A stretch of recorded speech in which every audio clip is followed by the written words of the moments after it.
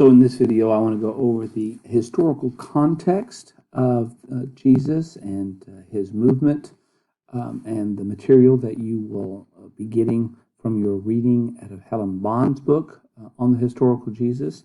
So we'll just highlight here some of this historical and political background. First of all, recognize that Jesus' environment has been heavily influenced by what we call as Hellenism.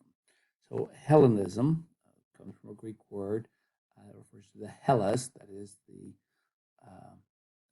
the land upon which the Greeks lived. Its name. So it refers to Greek culture. It's kind of a mixture of Greek culture and the Eastern cultures, which the Greeks conquered, particularly starting with Alexander the Great. And as the Greeks, took over Palestine, they brought with them as well lots of changes to the people who they conquered. So the introduction, particularly, let's say, of the Greek language, which became dominant not just in the 3rd century BC, but well long into that. And so, of course, consequently as well, that's why our New Testament books are written in Greek, because that is the language that dominated around the Mediterranean world after the successful campaigns of Alexander. And so there are a lot of things that start taking place in this land that reflect the kind of the Greek values, Greek culture, Greek politics in this period. So after Alexander's death, Palestine was ruled for the next 200 years at times by, first of all, maybe the Ptolemaic kingdom, which is, so the Ptolemaic kingdom is a kingdom based off of one of the generals of Alexander named Ptolemy, and it was centered in Egypt. And then the Seleucid kingdom, which again comes from another general, military figure, who eventually ends up getting a kingdom that's centered in Syria. And so these two kingdoms will, fight each other at times. And so Palestine, or this area, kind of comes in the middle of all of this. And so there will be different influences when the administration is, Egyptian, you can say, still Greek, because Ptolemy and Seleucus were Greeks, or when it was being ruled by the Seleucid kingdom. So these different kingdoms brought these additional changes to the regions. It affected government, institutions, religious institutions, and practices. And so as we discover Jesus and the early Christian movement, we're needing to take into effect or take into consideration the previous existence of these kingdoms. A significant change also took place with the rise of what we call as the Hasmoneans. Sometimes people might know them as the Maccabees, after the name of one of the sons, Judas, who was nicknamed Maccabeus. This was a priestly family who led a revolt against the Seleucid ruler Antiochus Epiphanes, or Antiochus IV, in the 2nd century BCE. This is partly in response to Antiochus's outlawing of Jewish religious practices. So, for several reasons, Antiochus really is trying to unify his kingdom, and one of the ways he sees that is if more people kind of adopt the mixture of Hellenistic cultures.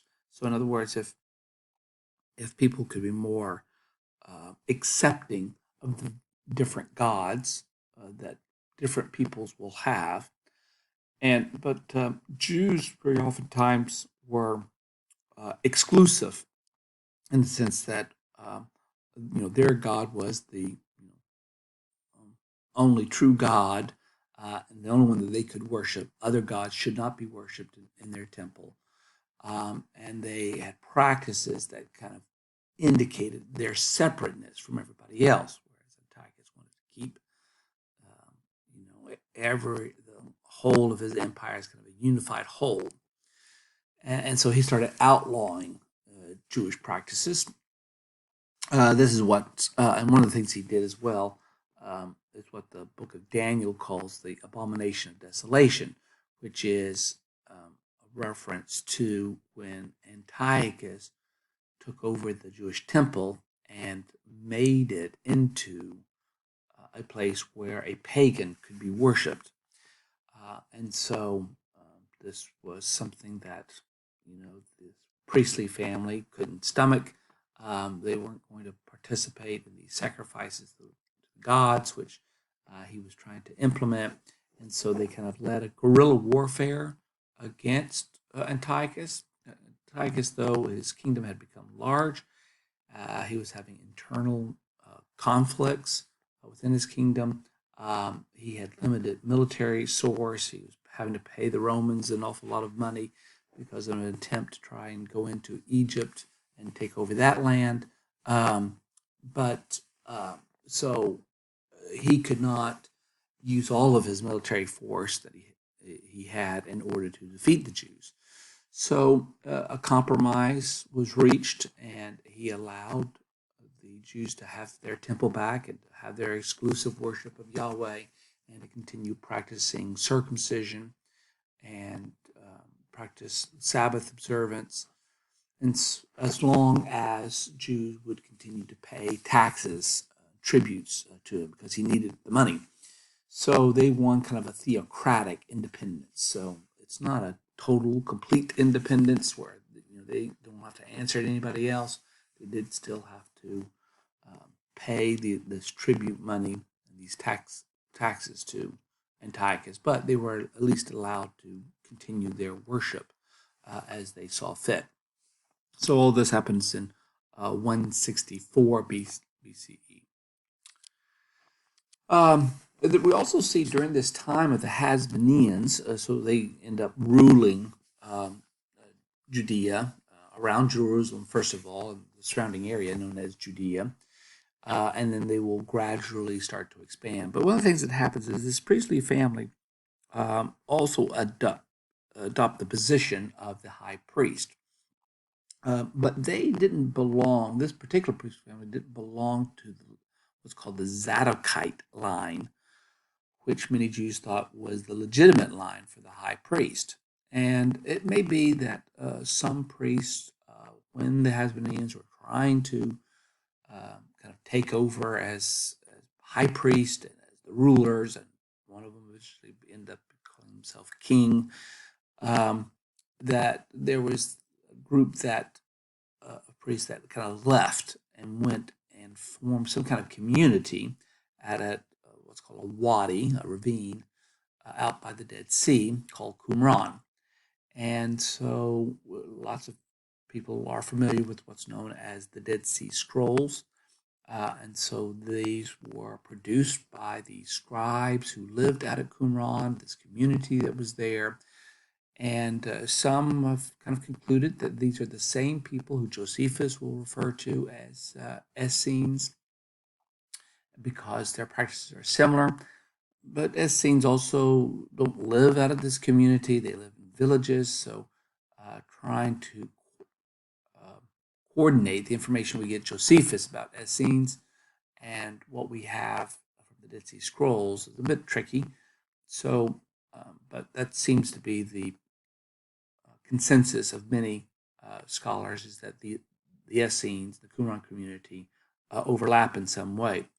We also don't know that the Qumran community existed there all the time. It does look like there are certain periods of time in which there is more activity at Qumran. And the Qumran community ends up getting kind of destroyed by the Romans when the revolt occurs the Jewish revolt occurs in the 60s. So after AD 70, we don't really know anything more about Essenes or this Qumran community. So they stored their writings in these jars that had been found in the 1940s and since. And so there are lots of pieces of evidence of biblical texts that are there and non-biblical texts that gives us insight into this very unique community. And what's helpful here is to sometimes see how this community was being formed and some of its practices with the rise of early Christianity and some of its practices, and how much of its eschatological outlook, the things that they were hoping would take place, how much of that is kind of shared by Jesus in the early movement, or even John the Baptist. So there are no, despite some scholarly claims, there are no Christian texts out of this site. These are all Jews who had lived, probably starting sometime during the period of the Hasmoneans and ending sometime with the rise of the Romans. The Roman general Pompey annexes Palestine to the Roman Empire in 63 BCE. What happens is amongst the Hasmoneans, there's an internal civil war strife between two brothers, each vying for being king and high priest, and both brothers appeal to the Romans to intervene, but one of the brothers foolishly does something to aggravate the Romans, and so the Romans side with one of the brothers, but they'll come in and then they're going to start operating things in Rome directly. And there's one particular individual named Antipater who helps the Romans get in and take charge, and the Romans are going to end up awarding rule to one of Antipater's son. So that son's name is Herod the Great. He, first of all, is kind of governor of Galilee when Pompey comes in, but then because of his successes, rooting out revolutionists, resistance to Rome, so just killing, as it were, you need to have a messianic maybe movement or anything that stood in the way of order that the Roman Empire wanted to set. So he rules from 37 to 4 BCE. Of course, people who are familiar with the Jesus story know that from Matthew's Gospel that Jesus' birth occurs at the time of Herod the Great. So when Herod died, his kingdom is amongst his living sons. He had ended up killing some of his sons. He had sons through many different wives, but one of his sons, Archelaus, ends up getting Judea and Jerusalem. Herod Antipas is going to be the son that gets Galilee, Idumea, and then Philip is going to end up getting some territories heavily populated with Gentiles around the Sea of Galilee. And so Herod Antipas, in particular, is the ruler who, at the time when Jesus' movement starts, and he's the one we really need to pay attention to because of what he did in order to bring in new money, new resources into the area to make the Galilee productive. And the Jesus movement, when Jesus goes around and talks about things, Herod Antipas is kind of always in the background. So his rule, his influence is very important for knowing that background, that context. And so Judea and Samaria, though, under Archelaus, doesn't do very well. And so the Rome ends up just taking kind of more direct control over it, and it becomes a Roman province. And they put in what they call a procurator. A procurator is like an administrator, a financial administrator of a region. And so the most famous Roman procurator is going to be Pontius Pilate. So the one who will end up sending Jesus to be crucified. So that gives you a little bit about the kind of historical context of a lot of things. And now we just want to talk briefly about messianic hopes that also arise during this time. So there are the rise of Messiah. So this word Messiah comes from a Hebrew word, Mashiach. In Greek, the word that is used for Messiah is Christos, of course, where we get our word Christ from. And so there are always different people who rose up, and others might have seen them as a Messiah type of figure. The Psalm of Solomon 17 contains the only pre-Christian hope of a future Davidic monarchy. Some people might find that quite surprising. This is the only really source for that specifies that, especially when we have claims in biblical texts of God, establishing a kingdom for David.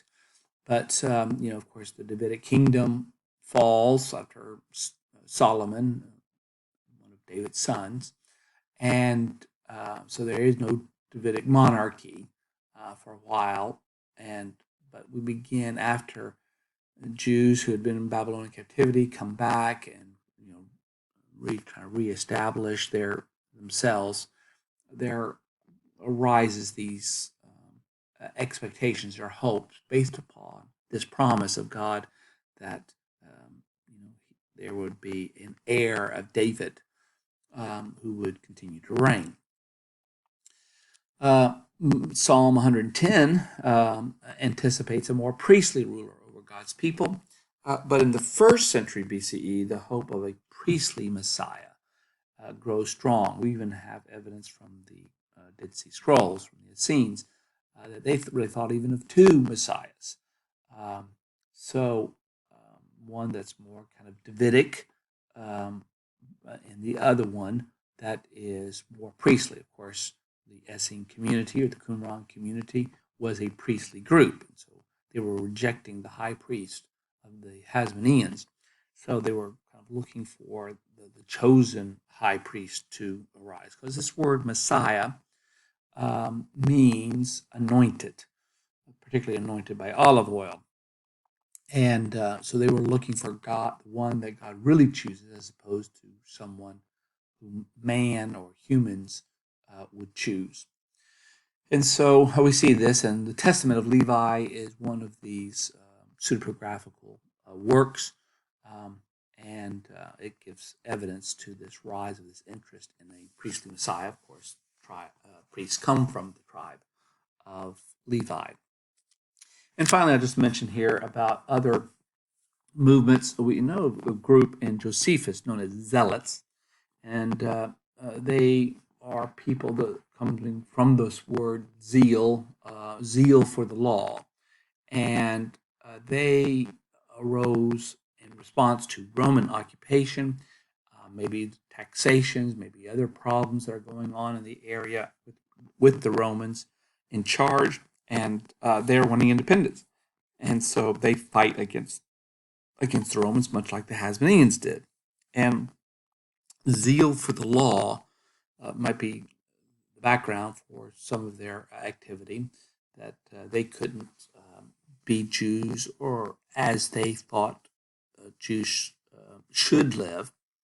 But the problem we have with zealots, the information that we get from Josephus, we have to be very careful about reading that piece of evidence backwards as if that existed in earlier stages.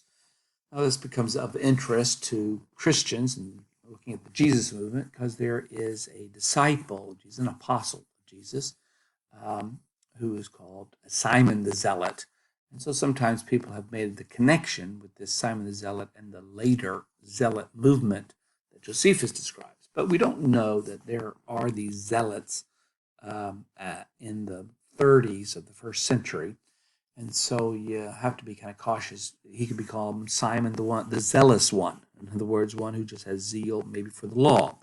Paul certainly talks about himself having had zeal for the law. So this idea of zeal for the law, since this was a banner as well for the Hasmoneans, may have a connotations of prone to engage in some kind of violence in order to protect the law. You're so zealous that you're kind of radicalized, we might use the language today, And so, anyway, they arose towards the end of the first century. We also find from Josephus' writings a group called the Zacari. This is a word that comes from an Italian word that means reference to a curved knife, and it was used. They were basically assassins, and who they assassinated, who these Jews assassinated, were primarily aristocrat Jews who they saw were aligning themselves with the Romans and other sellouts, traitors, as they would see them. And so zealots and Sicaries, these violent groups, are rising to resist Roman occupation. And of course, the Jesus movement is one that seems to be advocating nonviolent resistance. So love your enemies, pray for those who persecute you. We don't see a kind of a call for rising up and attacking, killing those who are in charge, the Romans. And we also have a thing called social banditry, where there are people who are robbing the wealthy, kind of like a Robin Hood, who, idea of taking money from the wealthy and giving it to the poor. And a lot of that may be going on. It's a banditry that's really more revolutionary instead of just going out and stealing things from people's houses. It's an attempt to subvert Roman occupations and the prosperity that those who align themselves with Rome are getting. And so we know that Jesus is crucified between, they called two, the older translation would say thieves, but they're not really thieves in terms of breaking into people's houses and stealing stuff. The word that has been translated indicates that they're more like these revolutionists. They're like insurrectionists. So their stealing is a stealing that is to help promote, as it were, resistance to Rome. And so all of this is the kind of the background for looking at the Jesus movement and how to compare them and contrast them so that we get a better feel of what actually is going on. So if you find all that information about the historical context of Jesus helpful for you today.